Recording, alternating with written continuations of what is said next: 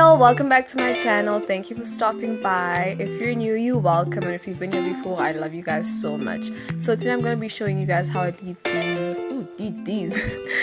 these brown braids myself. So as you can see, I already did the front. I always like starting with the front because I like the front row to be very nice and neat. So what I do is I will part my hair into the sections that I want. And then I know it looks a bit rough like towards the bottom, but it's fine. Once I grip, it's going to be okay. So I am going to be using these darling braids in the color number 30, as you can see, which is this really nice brown. I usually do like a number 4, which is like a dark brown or closer to a black, but today I just decided let me do some color, baby. So yes, the hair, I'm going to part it and make sure it's feathered. I didn't cut it, so I just feathered it a little bit because I wanted more of a long clip. So what you do is part your hair, right, depending on how much you want your braid, the size of your braid, but this is what I did. And then you separate it into a third and 2/3. That's a third, the other is a 2/3. And then you want to loop it. So this is the method I use. You can use any other method though, because other people use it, but this is the one I used. And then you loop it like this, and then you put one strand in between your thumb and your pointing finger, and another strand between your pointing finger and your middle finger, and then the last one is obviously in between your index and your pointing finger. Oh wait, your index and your middle finger, sorry. So it's up to you how you grip. I honestly had to try it a couple of times to figure out which one is more comfortable for me, because hey, yeah, it's difficult. Yeah. So what I do, which I found easier to grip, especially when I'm braiding my own hair, is to wrap one strand around it and make sure it's really nice and tight before you start braiding.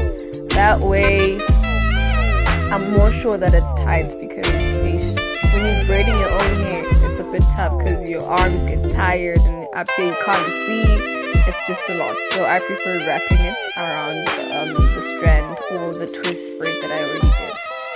And then as you can see, I did not cover my black hair. My hair is darker as you can see. But there is a method if you don't want that black to show, like your hair to show. Then you can, every time you braid, you have to do something called blanketing, which means taking the hair and wrapping it around your hair so that your hair doesn't show. But I just figured that I'm going to be doing my whole head and I wasn't up for all that work, so I just did like this. I don't think it's terrible. It still looks okay. And I was just doing this because I really just wanted to get those coins. So that's why I did it this way. So you continue braiding up until the end. But yeah, make sure it's a nice tight braid. Well, if that's what you prefer. I prefer a nice tight braid. Other people like the looser, so I don't know. I don't know about that, but this is how I like it. And braid all the way to the end. Even when it starts getting really small, you have to continue braiding. Or a trick that I've learned so that it's not loose at the end is start sharing. When you feel like one strand is getting thinner or it's shorter, take one that's bigger and share a bit of the hair with that small strand. That way you can be able to braid it towards the very end. But when you get to the very end, it gets really hard to keep on braiding. So what I prefer to do, you'll see me doing just now. Oh, I did it a bit. I made a mistake. But what I usually do is when I get towards the end and I feel like my hands are tired and I can't braid, and the hair is too small now, I can't braid this any further, but I feel like the hair is still there, I can't leave like that. What I do is I borrow the hair or divide it into 2 instead of the 3. Yes, that's what I'm doing here.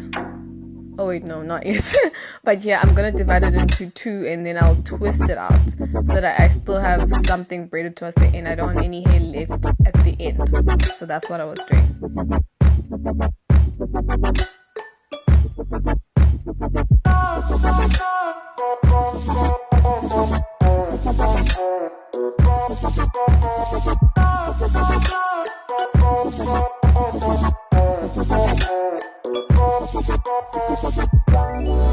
it go, ain't nobody go.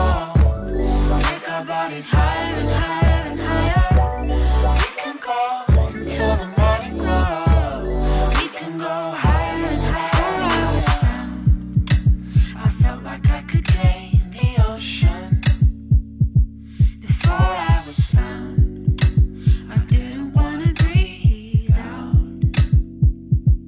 my soul beats a sound loud enough to quiet the thunder.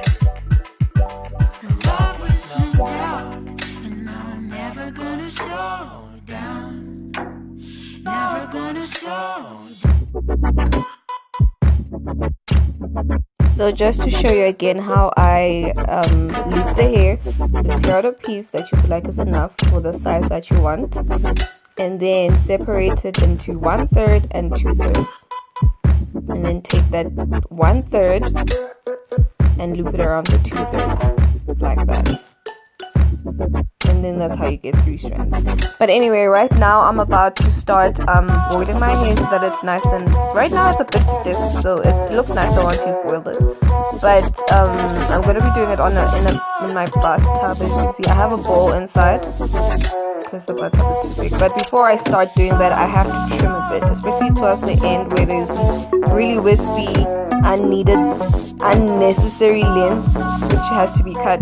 But you have to cut it with the scissors pointing downward so that it's not like a straight line and just straight. You want it to look, I don't know, really messy.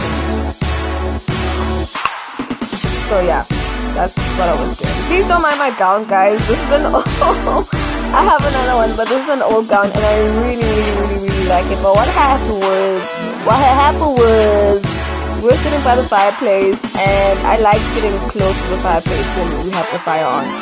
And you know, some sparks just jumped from the fire onto my gown and burned my gown, you guys. But I really love this gown.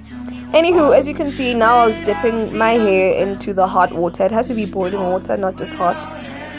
So that's what I was doing. But I realized what I was doing was kind of stupid. So I had to lift the bowl so I was a bit more comfortable, and then just swish my hair around, making sure that I get most of it inside the hot water. But don't burn yourselves, guys. This water is really hot.